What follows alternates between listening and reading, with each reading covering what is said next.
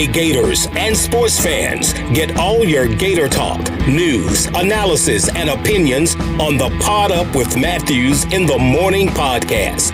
Find us on your favorite podcast platform or watch us on Facebook Live between 8 a.m. and 9 a.m. every weekday. Pod Up, because we are Gator fans. So say it's great to be a Florida Gator. And welcome to a Thursday edition of Pod Up with Matthews in the Morning from the Crime Prevention Security System Studios. Large enough to serve you, small enough to care. We'll be cranking it up here in just a second with our college football analyst, Brent Beaird, on the Titan Tomorrow Hotline. Second portion of today's show, Baker Sporting Goods High School Roundup. High school sports are wrapping it up, and we're going to talk a little Final Four for high school baseball and softball with the PrepZone.com's marvelous Marty Pallman. But first, let's go to the Titan Tomorrow Hotline, and we're joined by our college football analyst, Brent Beaird. You can follow Brent on Twitter at Brent Beaird. Good morning, Brent. How are you?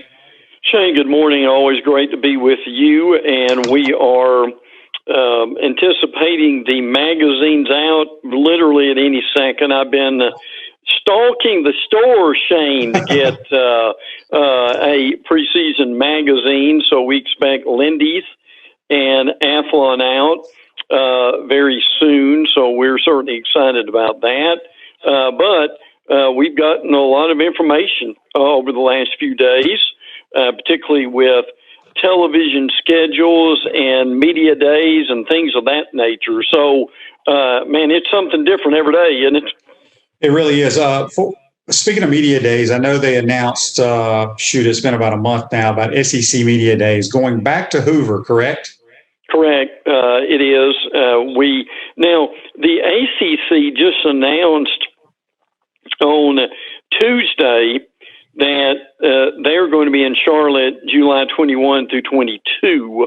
Now the SEC is the week before them, but here's what's significant is they're planning in-person media days. So what that tells us is hopefully that everyone will be back in Hoover, back on Radio Row and media present, players present, along with the coaches. So, but people didn't want the virtual for this, and I think that's very important. So hopefully, practically any day now, we will get that kind of announcement similarly from the SEC. Yeah, the ACC does a little bit different than the ACC. Like you said, it's only 2 days, and they have all the Atlantic coaches come on one day and all the coastal coaches come on the other day. $100 million question, Brent. Can you name who's in the Atlantic and who's in the coastal? Because I can't. It's so damn confusing. It would take I can, but I'd have to think about it a few minutes. But look, if you the truth, Shane, the truth of the matter is, if you stopped 100 cars along 301 or something like that, and ask them that same question, that's probably what you would get, truthfully. Yeah. I mean, I follow college football very closely. I think I can name all the conferences and what division everybody's in, but the ACC is the most confusing to me. Brent, as you mentioned, some really marquee games early in the year. They've told us now game times and TV schedules and all that kind of stuff. Give us a rundown of that. Yeah, glad to. In the first weekend, on Labor Day weekend, Alabama, Miami is a 3:30 ABC game, followed up by Georgia and Clemson. Now, I work with the First Coast News ABC station here in Jacksonville, so we're pretty thrilled about that. And seeing the importance of that is, Shane, do you remember 2 or 3 years ago when they had all these tremendous games on Labor Day weekend on that Saturday, and they basically all put them on at the same time? Yeah. You've got to be able to spread these games out. That's important. And people may have forgotten this. On Sunday, you've got Notre Dame at Florida State at 7:30, also on ABC. And then on Monday, Labor Day itself, Louisville, Ole Miss, 8 p.m. on ESPN. So now look, that's not an exhaustive list of games, but what you've got there is that whets our appetite for that first weekend, does it not? Well, there's no question. Just looking at the schedule and hearing you talk about it, I get excited because those are some marquee games, no doubt about it. I think the one that stands out the most to me that's going to have national title or playoff implications, it's got to be Georgia Clemson. I mean, Yeah. I don't think anybody thinks Miami's going to give Alabama a run for their money. I think Notre Dame, they lost a lot of – I mean, Notre Dame, Florida State could be interesting, but that Georgia Clemson game should be outstanding. Pac-12 finally has a commissioner. Speaking of softball, they're not very happy out there with softball right now. I'm sure the commissioner's hearing it from all the softball coaches. Well, what Shane's talking about is, and I believe it's Washington, right, Shane? Yeah. That they were fifth in the nation in the polls, and they somehow got ranked like number 16 in the seeds. And the Washington softball team, when they heard that, got up and walked off. It just walked out the door. I'd never seen that before, but it was frankly ridiculous when you've got and look, now there are a lot of great softball teams, a lot of them in the SEC, obviously. So yes, there's no doubt they do have a new commissioner. Hopefully, Shane, maybe by the end of the year, we'll learn how to pronounce his name. The main thing for him is he talked about the playoffs need to be expanded, so he's on board with that. And also talked about we've got to get football and basketball up to speed. Shane, does it shock you how poorly they have done in football, and that the two bell cows, Southern Cal and UCLA, have been as down as long as they have? Yeah, I don't know what the Pac-12 needs to do. You know, they tried to, was it last year or the year before, play that noon Eastern game, which is at 9 a.m. on the West Coast, which means you have to eat your pregame meal at like 4 a.m. in the morning. It makes no sense at all. They need to just go ahead and play at the 3:30, 7 o'clock, 10 o'clock time slots like they always have. But yeah, it would be good for college football if SC could get back in the hunt a little bit, and UCLA as well. Brent, we talked at length last week about the name, image, and likeness. I know Tony Barnhart and Ross Dellinger and some of those guys have spoken about it. Kind of give us a brief synopsis of what they had to say about it. The several states have now come up with their own name, image, and likeness plan individually. They've been waiting on the NCAA to do this. And the latest thing that we saw this week on this, what was the fact that the NCAA will have no quick action on the name, image, and likeness. Now, I think the frustration here is, and look, this is a mammoth task, and there are a lot of questions here that we don't know how to answer those yet.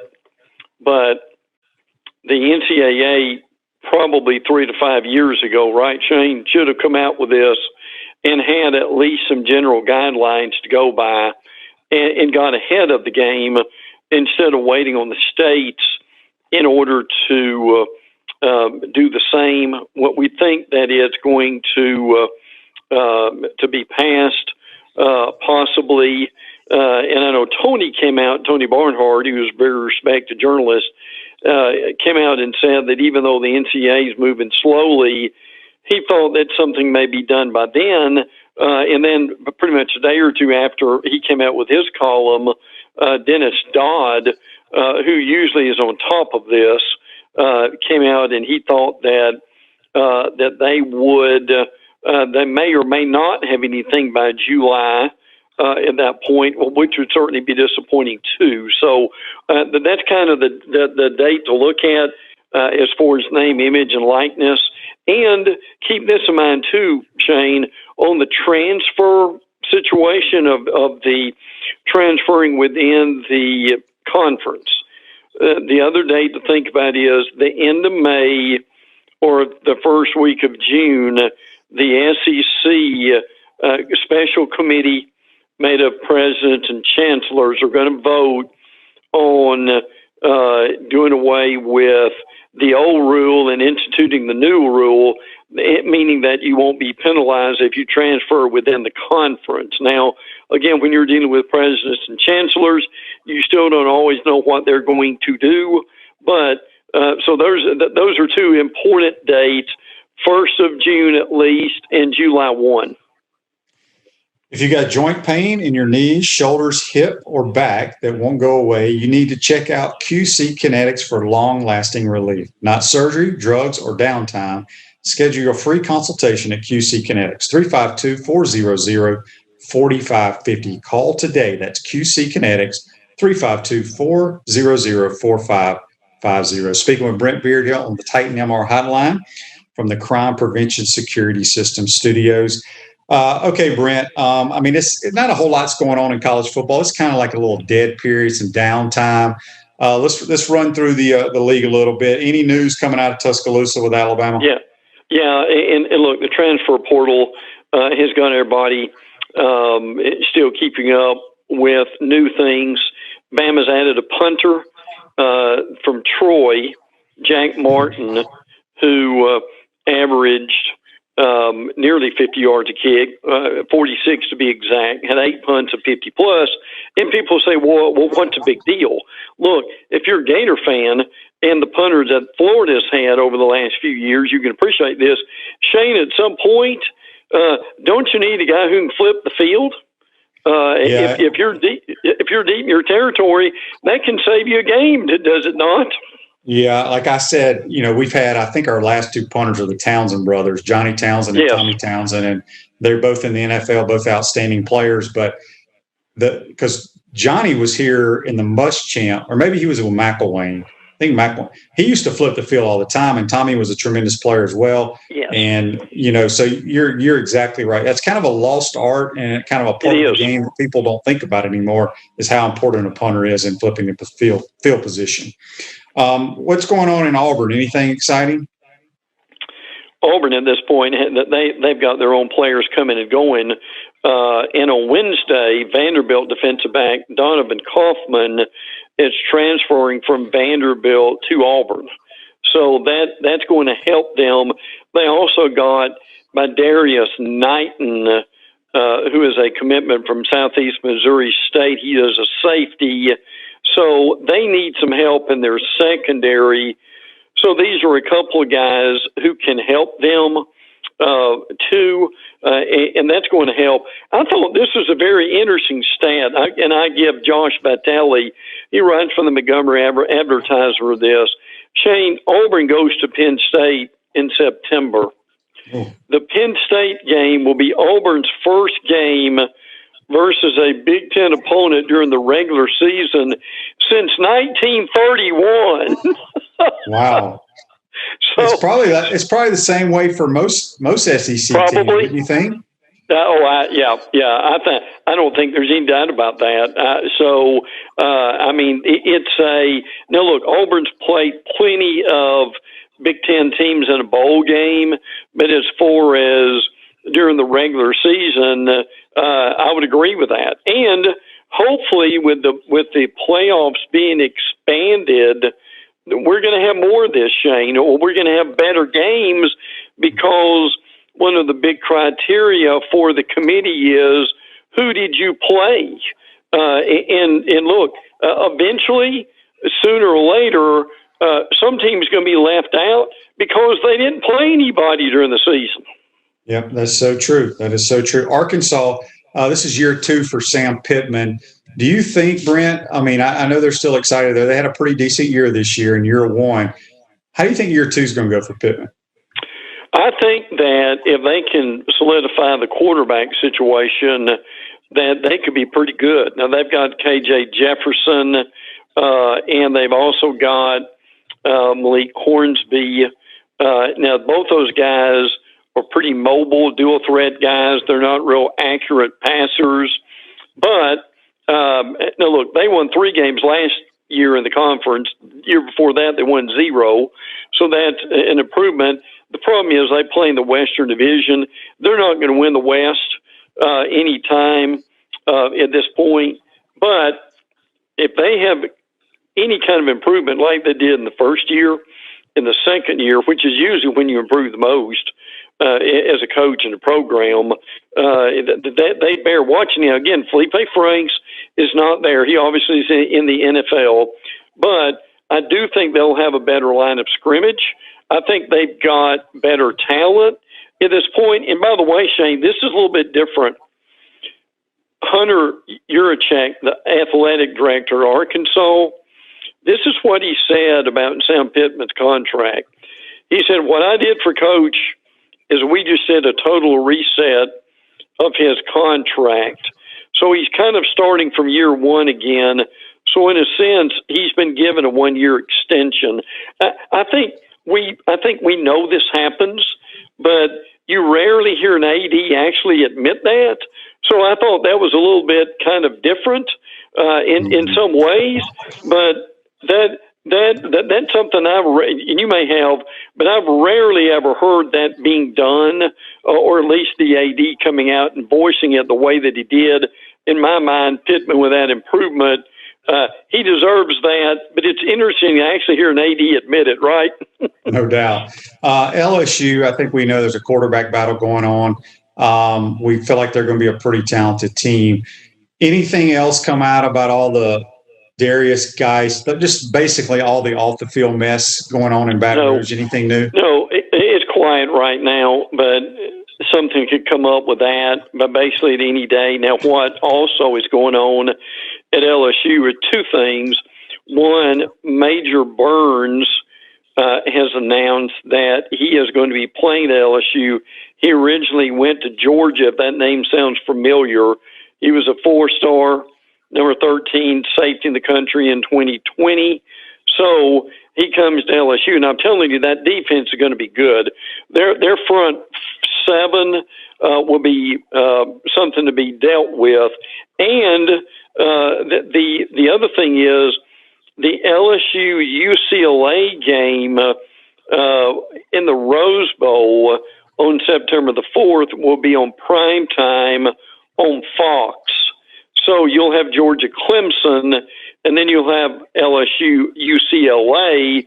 Now, look, LSU's a better team than UCLA is, but with Chip Kelly, who we know was mentioned for the Florida job before Dan Mullen got it, they improved toward the end of the year last year.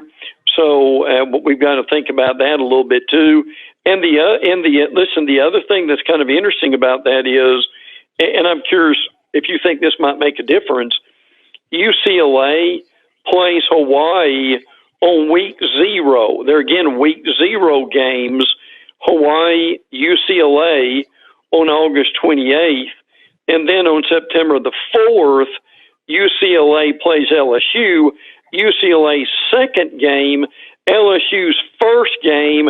Now, again, Shane, I'm not saying UCLA will win the game, but I'm wondering how much will that help UCLA by getting a game under their belt before they play LSU? Well, it'll definitely help. And is the LSU game in the Rose Bowl? Yes. Yeah, so, traveling to the West Coast is not easy, especially, for professional guys, much less college guys. So that will be an intriguing game. Mississippi State's had 2 guys transfer. One is very interesting to me. It's Kevin Warren, who's the commissioner of the Big Ten, right. Which last year he came out and said it's not safe for our players in the Big Ten to play football, but he never came out and said, well, I'm allowing my son to go play at Mississippi State. And then the other kid is a wide receiver that any chance you can pronounce his name, Brent? I think it's Jaquarius Spivey is my best guess with this. That's pretty good. Yeah, wide receiver. He is committed to Arizona State, so State has some guys come and go. Powers Warren is the tight end, formerly at the Mississippi State. He's going to Michigan State, so obviously he'll be closer to his family. I'd still like Leach a good bit Shane. And I think at some point when he gets his roster set, that's a team that could be pretty good. And again, I'm pretty excited because Mississippi State plays Ole Miss in that Egg Bowl Thanksgiving night. Yep. So Leach and Kiffin will always be entertaining, will it not? Yep, I'm glad it's going back to Thursday night, Thanksgiving night. It always should be. Refresh your vehicle and your brand with a vehicle wrap from Wrap Spot. Measure your lucky month at Wrap Spot. Mention promo code Shane, receive 13% off your vehicle wrap. A few more minutes with our good friend Brent Beaird here, our college football analyst on the Titan Tomorrow hotline. Brent, looking at Florida, it seems like it's been over a year since the Gators had spring ball. I mean, it's been a long time. Yeah. Any news coming out of Gainesville? Well, Dallas Baker has landed a new job. I'm sure you mentioned that earlier. He was a wide receivers coach at Marshall at that point. So the Buffalo is hiring him as their wide receivers coach. Look, people may snicker at that. That Buffalo program in basketball and football is frankly pretty good. Yep. So I think he'll be okay there. And I'll tell you one thing I'm seeing more of is, I'm curious if you are too, that this Gator defense could frankly be better than people think it is. Look, the guys, particularly Shane in the transfer portal, this Daquan Newkirk from Auburn, I think up there with Javon Dexter and some of that crew, and particularly that front seven, and they obviously got to do with some improvement in the secondary. But I'm just wondering if that defense for the Gators may be undervalued a little bit this year. Well, like I said, the problem they had last year, and I said it in the couple of scrimmages that I saw before the season, in my opinion, was the defensive line. I know people watching on TV and in the stands was complaining about the secondary, but it all starts with your front four. If you can't stuff the run, and you can't pressure with your front four, it's a long day. So I think the two transfers, as you mentioned, inside guys, big guys from Penn State and Auburn, they should help the Gators for sure. Any other news in the SEC East? It's been pretty quiet. Anything else out there? The Kentucky had a coach, Jobin Bouknight, that was arrested on suspicion, some things of that nature. Some people thought that he might be fired, but he is staying on the staff. I'm sure he'll be disciplined at some point to go along with that. Georgia, people miss this. Former Bama cornerback Brandon Turnage has committed to Georgia. They've done a pretty good job in rebuilding their secondary.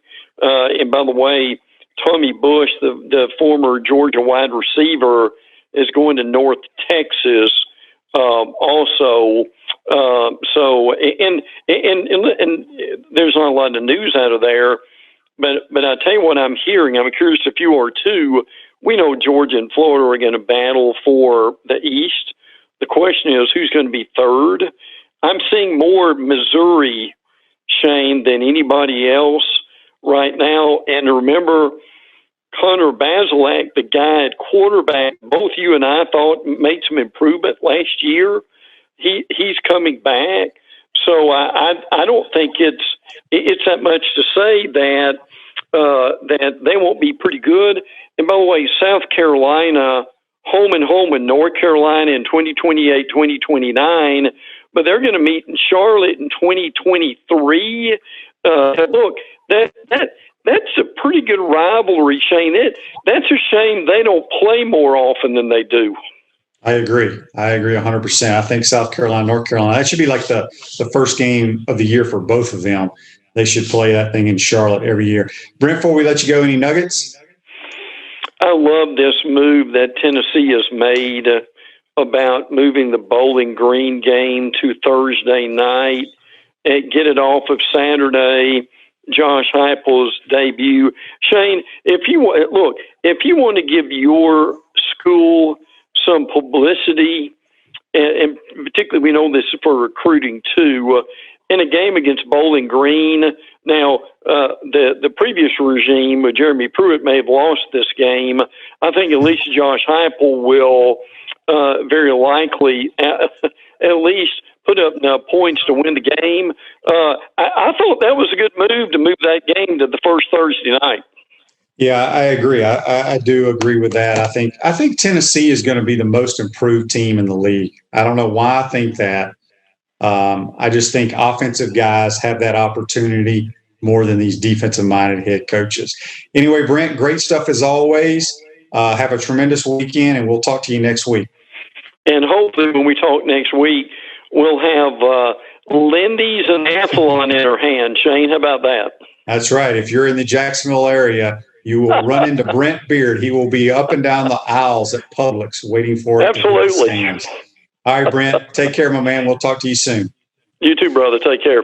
That's Brent Beaird. Join us on the Titan MR Hotline. We're going to take our first time out of the program. When we come back, Baker Sporting Goods High School Roundup with marvelous Marty Pallman, talk a little high school baseball and softball. You're watching and listening to Pot Up with Matthews in the Morning from the Crime Prevention Security System Studios. We want to take this moment to thank all our sponsors who keep the show going and pay the bills. Our gridiron sponsors are Crime Prevention Security Systems, large enough to serve you, small enough to care. Titan MRI, Gainesville's only locally owned and operated MRI facility. Meldon Law, where you matter most. Peachland Dental, Gator Nation's first choice for dentistry in Port Charlotte. Comfort Temp, comfort is our business, peace of mind is our promise. G-Tech Sport, keep your athletes in the game with G-Tech Sport. QC Kinetics, non-surgical regeneration, live pain-free. Celebration Point Town Center, Center State Bank, Chris Doring Mortgage. Some of our touchdown sponsors are Big Mills Cheesesteaks, MB Listing, Cornerstone Financial, McDonald's of Gainesville, My IT Masters, Gainesville Neon and Signs, 84 Lumber, Tropical Smoothie Cafe, Chick-fil-A on Archer Road, Avra and Smith, Dowling Signs, Chomp Harder Apparel, Ruse Ogra Agent, State Farm Insurance, Silver Cube Billiards and Sports Bar. If you are interested in promoting your business on the show, visit potupwithshane.com and click the Advertise button. Again, thank you to all the great businesses that support the show. If you like what we are doing here, make sure to follow us and support the businesses that support us.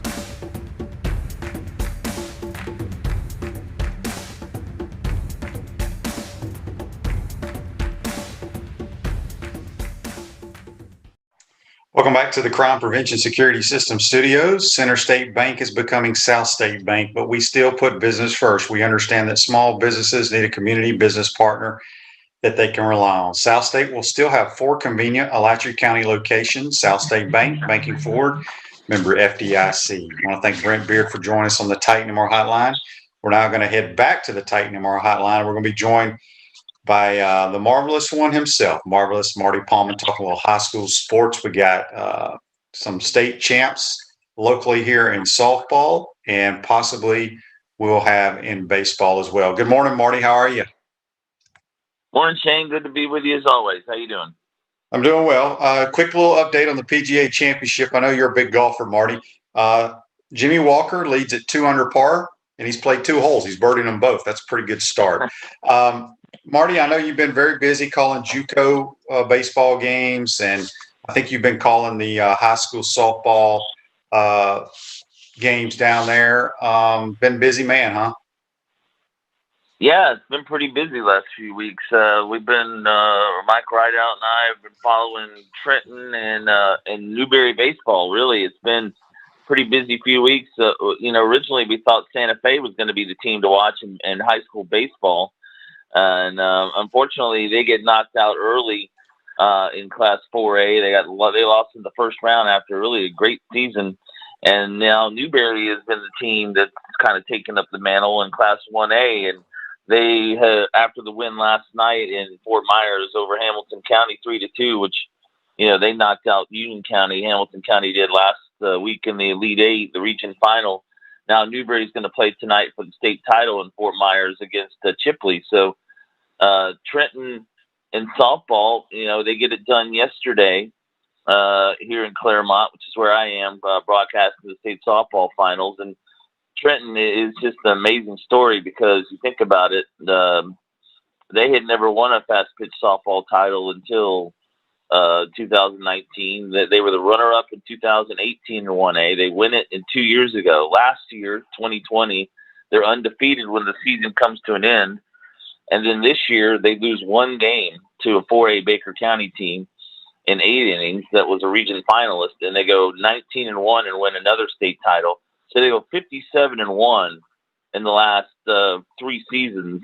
Lost only 2 games the year before that, and then they win 2 state titles with this senior class. So it's just quite a story for Trenton.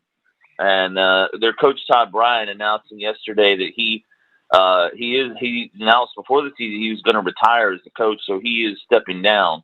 So quite a run there at Trenton, and he is stepping down as the coach. But he leaves with a state title, another one, 2 in 3 years for them.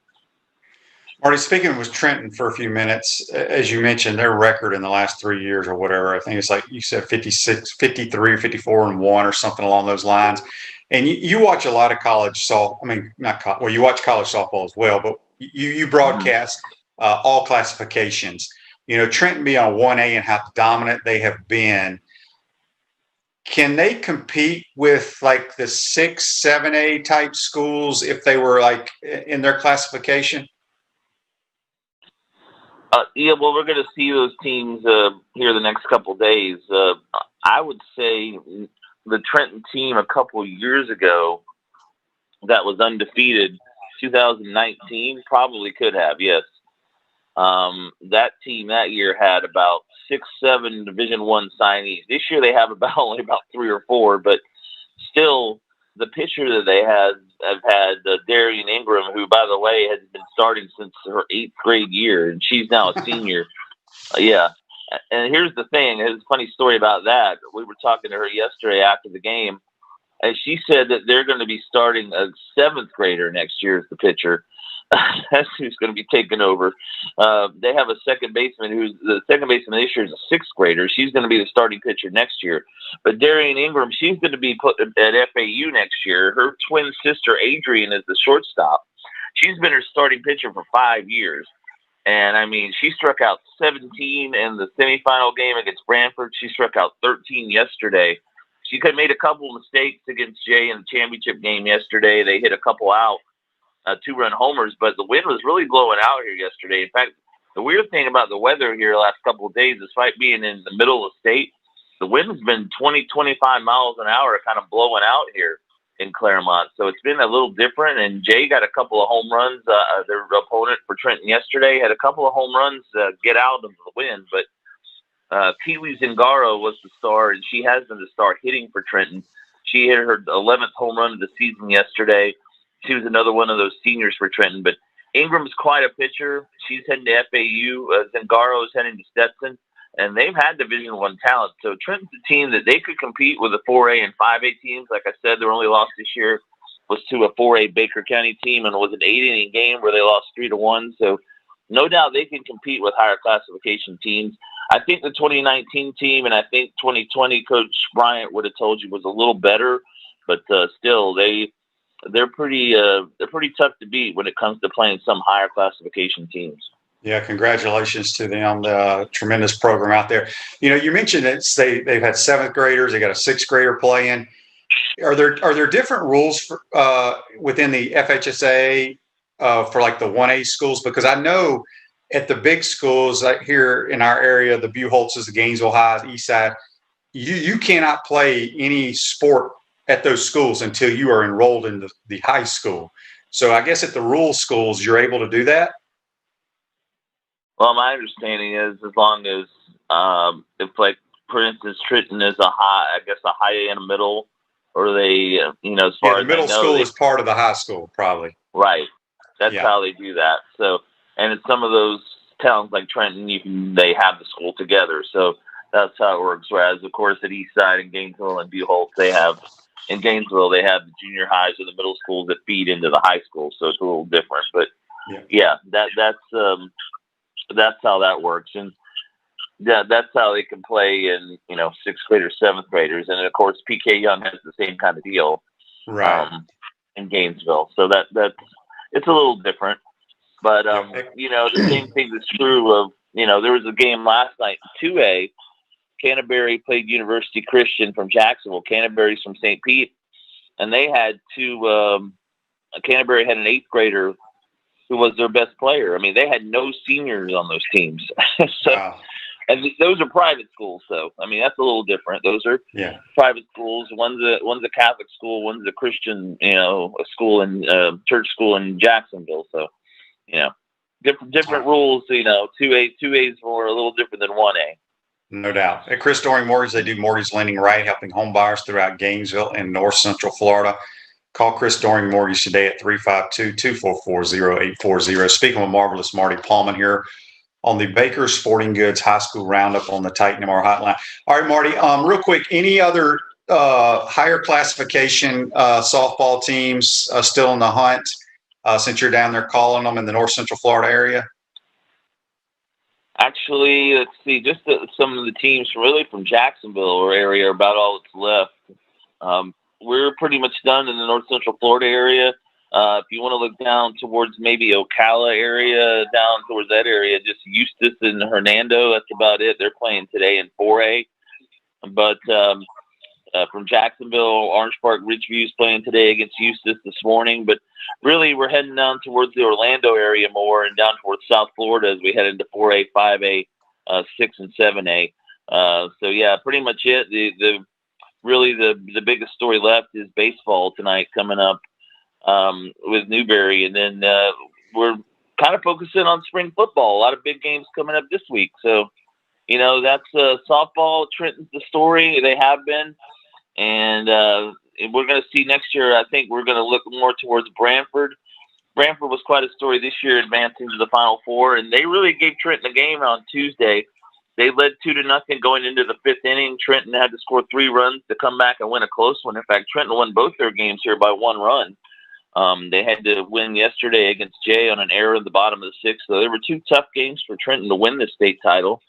And I think the team we'll have to watch next year as well is Dixie County, who Trenton had to beat 3 times this year, including in that region final to advance. So those are the teams in the Gainesville area we'll be looking at next year in 1A, because those 2 teams are very young and both have the ability to move up. Trenton might have to rebuild a little bit. They're losing a lot of seniors, but they'll be back. But Brantford and Dixie County seem to be the 2 teams I think we'll be focusing on next year. All right, let's switch to baseball. You said Newberry's playing for the state title this evening against Chipley. I think Chipley's the #1 team in the state in that classification. What can you tell us about those 2 teams? Well, this is going to be, these records are 24-1 and 26-1. Chipley's ranked #1. Newberry's ranked #3. They were combined 50-2. Chipley's won 23 in a row. Newberry's won 18 in a row. Something's got to give tonight. So, in Fort Myers, somebody's going to go home with a state championship. Somebody's going to go home with their first loss in a long time. And Newberry just last night they win with pitching. Luke Ridley 11 strikeouts, a 3-run third for Newberry. They hold on to beat Hamilton County 3-2. They held Hamilton County to 2 hits in the game. A pretty hard-hitting Hamilton County team. Ridley is their top pitcher. He struck out 11. Not sure who Coach Spina is going to go with tonight. Apparently Ridley was a game-time decision last night, but they're led by Makai Johnson and Justin Cruz, 2 guys who hit around 500. So we'll see. Chipley has been on a roll this season, but so is Newberry. Newberry only loss was to Westport. Came back in March. They've never won a state title in baseball. 42 years since they were in a state championship game. So this is quite a run for them.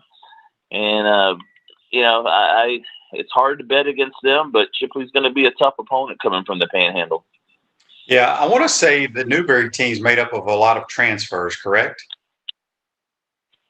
Some, but they're kind of here and there. As far as I know, some of them are homegrown. Most of them, like Makai Johnson's from the area. He's the quarterback this year. A couple of them have come from around there, but not all of them. Coach Spina, I know they got a couple of kids from Gainesville High. I know they got a couple from Buchholz or from Santa Fe or somewhere. But yeah, they've had a tremendous year. North Marion in our area is still in the hunt, correct? North Marion, you're right, advanced to the Final Four last night, in fact, with a victory over Baker County. That was the team that was actually Santa Fe's region, and Santa Fe was knocked out the first round by Panama City Arnold, and Baker County knocked out Arnold in the next round, and then North Marion takes out Baker County last night 6-0. So yes, North Marion will be playing next Monday down in Fort Myers against Brooksville Nature Coast. So yeah, North Marion with a shot at the state title.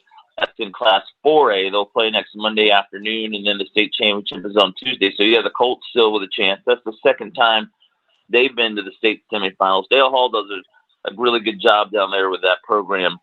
And, we don't always talk about North Marion, but he's always had a good baseball program down in Citra. They have had a lot of talent. I mean, look at Florida's baseball program. Sterling Thompson came from there. They've had a lot of talent come out of North Marion through the years, and they have a shot at their first state title this year. Anybody else from the Jacksonville, North Central Florida area still in the hunt for baseball besides North Marion? Well, here's a big surprise. Bowles is the band in Korea. Yeah, they won. They had to go to Pensacola last night, all the way over to beat Pensacola Catholic, but they won there 2-0. So they'll be in the 3A semis next week against the First Academy of Orlando. Meanwhile, St. John's Country Day, a small school there in Orange Park, is playing today for their first 2A state title against Out of Door Academy, which is a team from Sarasota. And then you have Fleming Island in Class 6A. They advanced to the Final Four for the first time in their school history. They'll play Vieira. That's coming up tomorrow there in Fort Myers. So those are you're looking at some Jacksonville area teams. Those are the teams that are still left over to play for the baseball state title. Ponte Vedra was knocked out last night in the 5A region final by Mosley. So, yeah, that's pretty much it. Newberry in the Gainesville area, and then you have those teams from the Jacksonville area. Not surprisingly, Bowles and North Marion will be playing next week. They play today for the 1A and 2A title. Tomorrow is the 6A and 7A semis. Saturday, the championship, and then next Monday and Tuesday and Wednesday, the 4A and 3A, 4A, and 5A semis and final. They kind of break it up a little bit there in Fort Myers. Yeah, well, the high school sports seasons are winding down, and as you mentioned earlier, Marty, spring football games are going to be cranking up. I know maybe some tonight, some tomorrow, and some next week. Are you guys from the prepzone.com going to be calling any spring football games?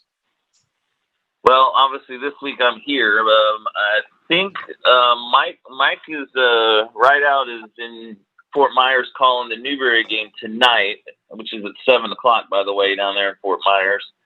I believe he's going to try to get back for tomorrow night. Gainesville's playing Forest tomorrow night at Citizens Field.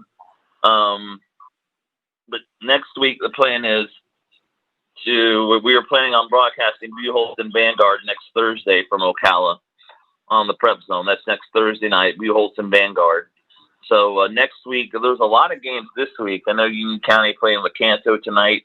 That's one game that's going on, but we're going to be busy still with baseball and softball. But the plan is to broadcast Buchholz and Vanguard next Thursday from Brewster Stadium. And that's it, pretty much. Spring football ends next week. I know Columbia and Bartram Trail playing next Friday, so that's one of the bigger games we'll see. But, by next week, it'll be over. So we're wrapping up spring football, and there were already a few games last week as well. So it kind of gets here fast, and by the time you look, it's over. And unfortunately, it also comes in the middle of all these playoff games, so we're not, we're always kind of busy with running around the state calling these games.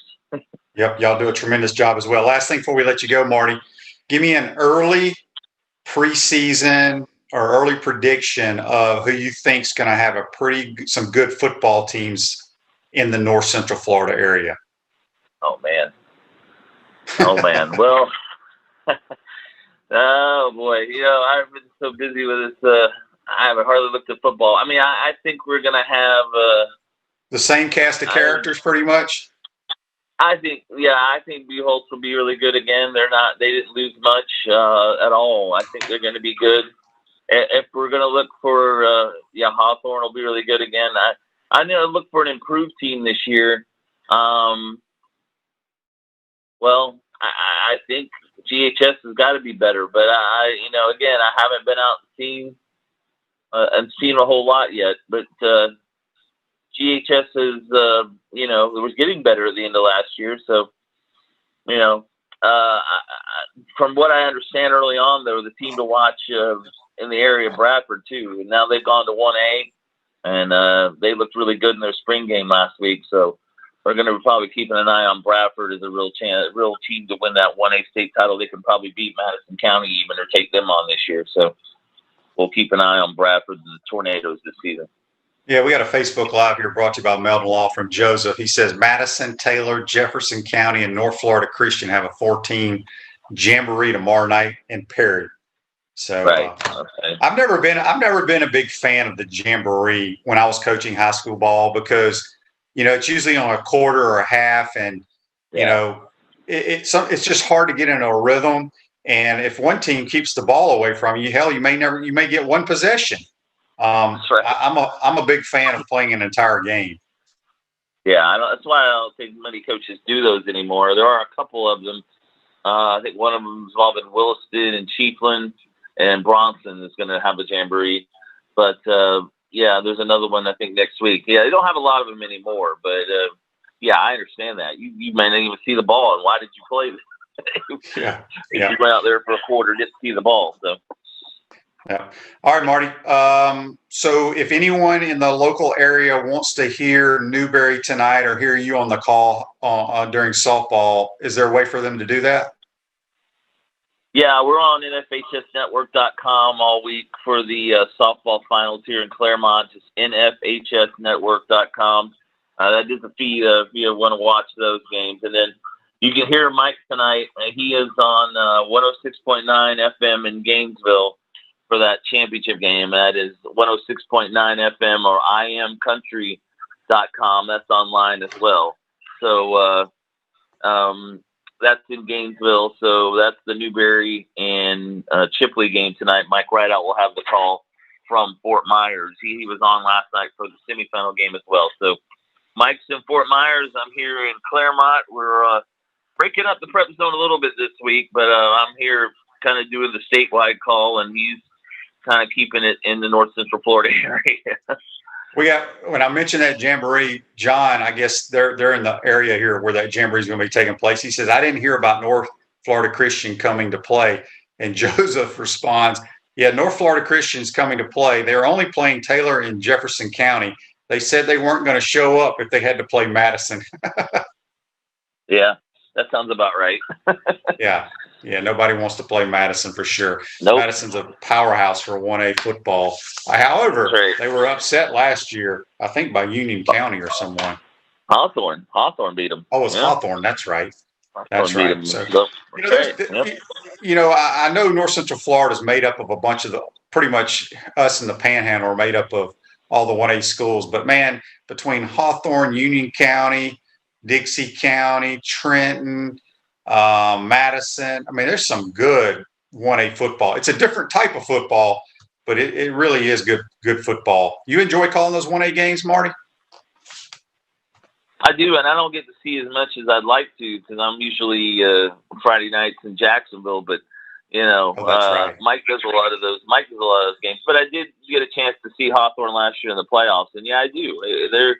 They are different games, but it's they definitely, it's still we're going to run the ball, play a little more old school football, you'd like to call it, but it is a different game. And when Hawthorne played Baker last year in the state championship game, it was definitely an old school game because Baker ran that running back about 30 times. He was, I think he ran for 3,000 yards or something. And Baker is a old school team from the Panhandle, you would say. So, yeah, it's a different game, but there's some good football teams, no doubt about that. And in North Central Florida, there's no reason. There's a reason why the state champion usually comes from the area. If it's not Madison County, it's we've seen Trenton through the years win a couple state titles, and Hawthorne make it there last year. There's a lot of good teams, and some teams have been close before, and they'll get there again. The Hawthorne will probably be. We could see Hawthorne back there this year. I think there's a good chance of Hawthorne or Bradford. One of those two teams makes it back. Well, speaking of Bradford, Joseph says on Facebook Live, brought to you by Mount Lawn, he said Bradford should win 1A easily. They are loaded. I can't figure out how they're 1A, but it is what it is. I forgot you were the voice of the the Crusaders over there at Bishop Kenny. Yeah. Been doing that for a little while now. That's right. Over in Jacksonville, they've struggled the last couple of years, but Tim Krause is the coach. You might know him, who left Nice and went. He was at Bishop Kenny, coach at Nice, and went back to Kenny. But they're only won one game the last couple of years. So they're playing St. Augustine tonight, their spring game. So we'll see how this season goes for them. All right, Marty. Well, enjoy the calls down there with softball. I know y'all been working really hard, and y'all do a tremendous job covering high school sports, and we appreciate it, and we appreciate you joining the program today. Be safe, my man, and we'll talk to you soon. All right, QB. Good talking to you as always. Thanks. Yep, that's Marvelous Marty Pallman from the prepzone.com. Join us on the Titan MR hotline. Going to take our final time out of this Thursday edition. When we come back, going to wrap up this Thursday edition of Pot Up with Matthews in the Morning. We want to take this moment to thank all our sponsors who keep the show going and pay the bills. Our gridiron sponsors are Crime Prevention Security Systems, large enough to serve you, small enough to care. Titan MRI, Gainesville's only locally owned and operated MRI facility. Meldon Law, where you matter most. Peachland Dental, Gator Nation's first choice for dentistry in Port Charlotte.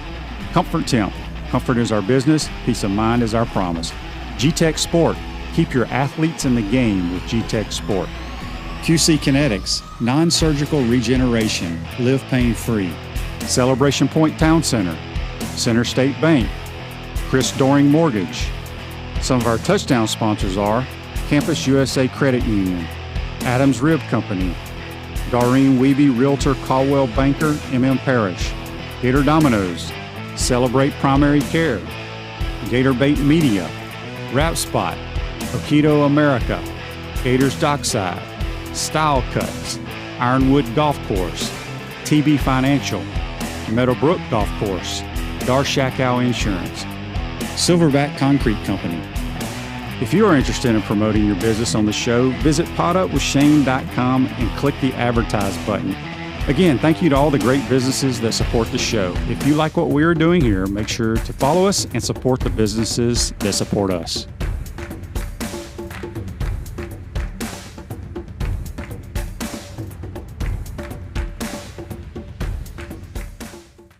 Welcome back to the Crime Prevention Security System Studios, Celebration Points, where the Gators go to celebrate with premium brands like Regal Cinemas, Dave & Buster's, Nike, Palmetto Moon, Skechers, and coming summer of 2021, the HBC's new restaurant, Spurrier's Gridiron Grill and Visors Tailgate and Rooftop Bar. We will see you at Celebration Point, where the Gators go to celebrate. Really want to thank Brent Beaird, our college football analyst, to join us on the Titan MR hotline, and then Marvelous Marty Pallman, breaking down the high school baseball and softball for us. Does a tremendous job. And I know sometimes people don't want to hear about high school sports, but I love me some high school sports, and we're going to talk about it on my show. So there you have it. If you missed it, Tim Tebow has officially signed to be a Jacksonville Jaguar. Like I said, we wish Tim a lot of luck. I just don't know how it's going to work out, but we shall see. Make sure you follow us and like us on Facebook Live, YouTube, Spotify, Apple Podcasts, Google Podcasts, all those other different ways you can listen and watch a podcast. Make sure you follow our program. Today's show's a wrap, brought to you by Wrap Spot. Make sure you tune in tomorrow, folks. Have a great day. See you tomorrow. 1st and 10. Matthews, near side, wide open, Alonzo Sullivan. He may go. Touchdown, Gators.